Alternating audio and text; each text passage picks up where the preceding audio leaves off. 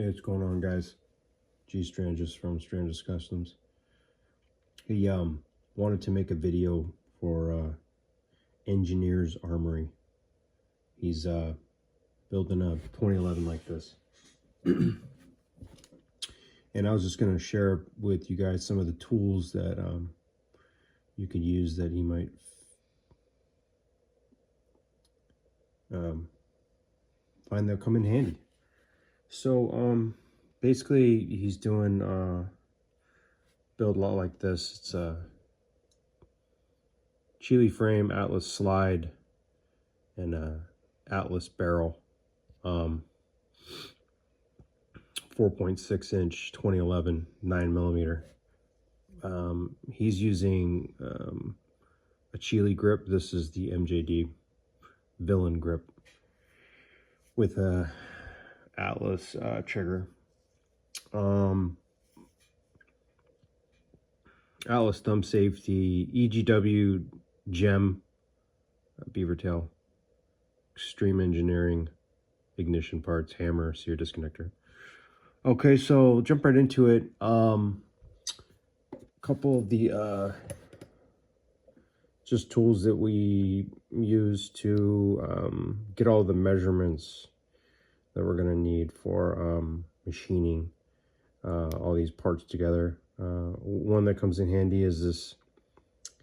It's an adjustable parallel, basically from Deep River Customs, and it's got frame rails machined into it so that you can get the measurement of your slide, the internal dimension of how much you're going to have to cut your frame rails down in your on your frame. This one particular measured roughly 0.760, and the slide measured 0.755, so 5 thou, 2.5 thou each side needed to be machined down for the slide to be able to start it on the frame. And then you know, it was hand fit from there. But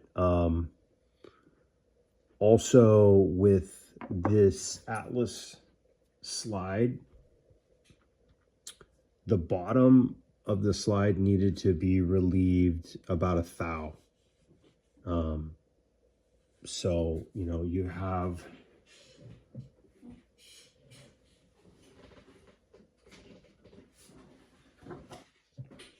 basically your dimensions right here. That this isn't for this gun, this is for old gun that I had. But basically you have certain dimensions here. Now, the D dimension in the Atlas slide, like I said, was it came to about 115 thou on both of them. So there was really no clearance. So about 1 thou I took off of the bottom of the slide, and then that was you were able to start it at that. The frame did not need any decking on this Chile frame. So I hope some of that kind of helps. Let's see. So the this slide measurement tool, you can put it in a micrometer, and then you get your measurement that way. Barrel alignment block to keep the barrel in alignment. Well, let's kind of go from slide to frame. Use this with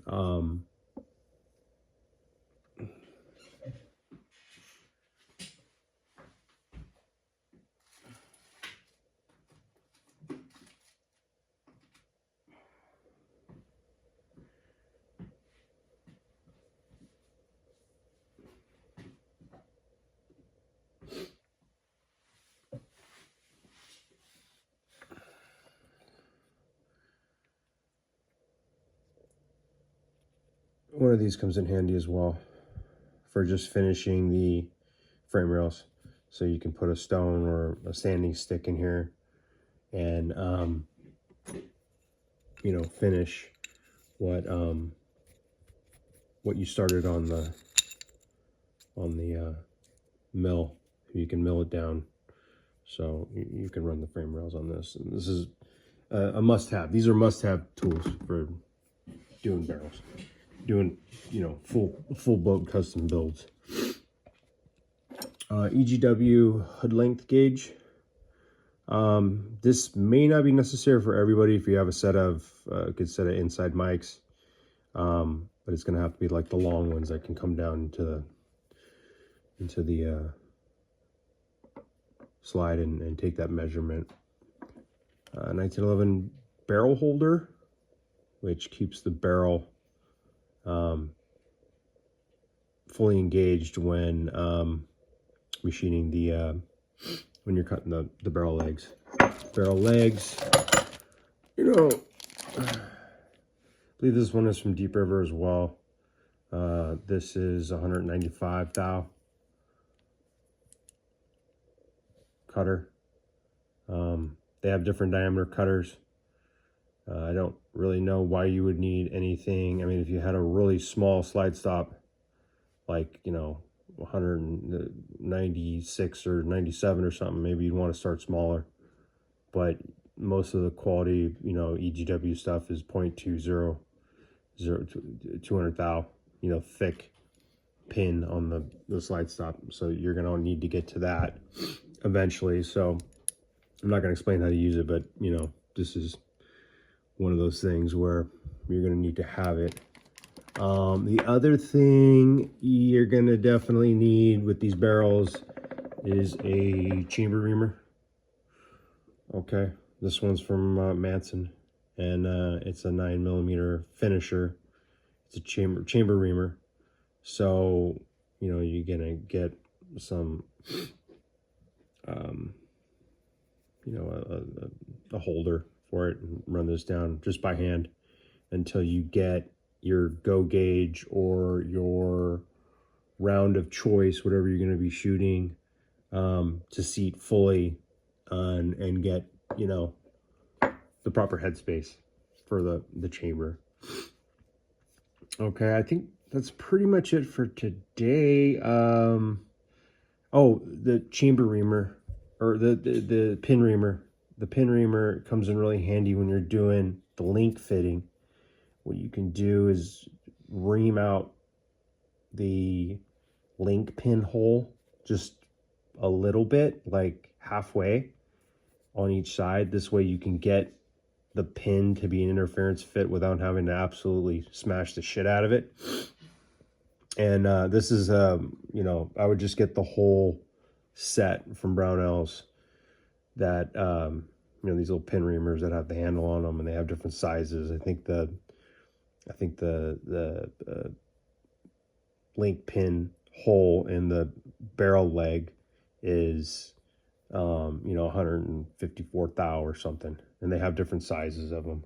156. They have all the different holes you'll need to ream to size in the 1911 hammer hole, sear, even the slide stop pinhole. So that I would definitely recommend at least investing in this amount of tooling. There's a lot more that I use to put together barrels, to do barrel fitting on, you know, a full gunsmith fit barrel. Good set of pin gauges come in very, very handy. And then a good set of gauge blocks, you know, come in just really clutch. You know, and all this stuff's pretty spendy, so you're going to be spending some money, but, you know, that's just the life that you chose because you wanted to do 1911 shit. So good luck to you, bro. If you have any other questions, hit me up. I'd be more than happy to, you know, help you out with what I got going.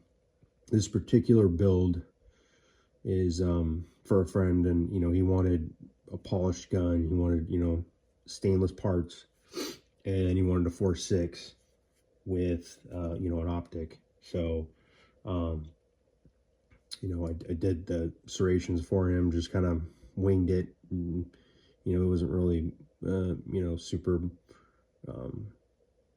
specific about what he wanted, so I just kind of did some simple ones. I think kind of simpler the better. I don't really like a lot of crazy looking serrations and loudness, but I just like sort of a more classic look, even on a 2011. Oh, and then when you're getting your front sight, depending on the optic that you run, basically if you run anything other than a Delta Point Pro, so if you're running an RMR HD or SRO or an RMR or whatever type 2, or a Holosun, the top, the height of the front sight is going to be 0.215, 250 thou, and that's just the Dawson STI cut. It's a 60-degree dovetail. The Novak's a 65 degrees, so make sure you get the right deal. And that's a pretty easy install to mess up if you overcut it. You got to get a 60-degree file. And that's pretty much it for this. I mean, there's a lot of shit you can kind of get into, but for the most part, this gun's a very soft shooter. It's got a 10-pound recoil spring in it. It's got a 19-pound mainspring, and it's got a toolless guide rod with the Atlas barrel. And I mean, it's got about a 3.5-pound trigger, which is kind of where I like to set them, anywhere from 3.25 to 3.5. So just below 4 is kind of the sweet spot for me for a 1911, 2011 pistol. Anything heavier or lighter, it just feels off to me. But of course, the crisp break and a strong reset with at least a 20 thou ledge on the hammer hook. I don't like to go too much lower than that, but working this here and the hammer together is something that Engineer's Armory channel put out a video on it that I think probably is the best video on YouTube explaining sear hammer engagement and sear springs and basically 1911 trigger jobs. So dude's gonna be pretty dialed there. It's just a matter of how much time you spend on fitting the barrel and how happy you're going to be with it. Basically, you want to start with hood length and width and get that to lock in, and then start working on your lockup through your barrel lugs on top, and a little bit see where it's binding in the front and the bottom, and sand it down or stone it or whatever you got to do till you get that in between 35 and 50 thou lockup. So when you take the gun a little bit out of battery, measure it, and then put it all the way into battery, and you measure it again and take the difference, and basically that's your lockup. So there's also gauges you can use to make sure that the striker, the firing pin is hitting directly in the middle of the primer. That's basically what you're looking for with lockup. And then you work on the barrel legs with the cutter, cutting that until you get gauge pins to move closer and closer to whatever slide stop diameter that you're going to use. Measure it, it might be 195, 198, 199, 0.200, whatever it is.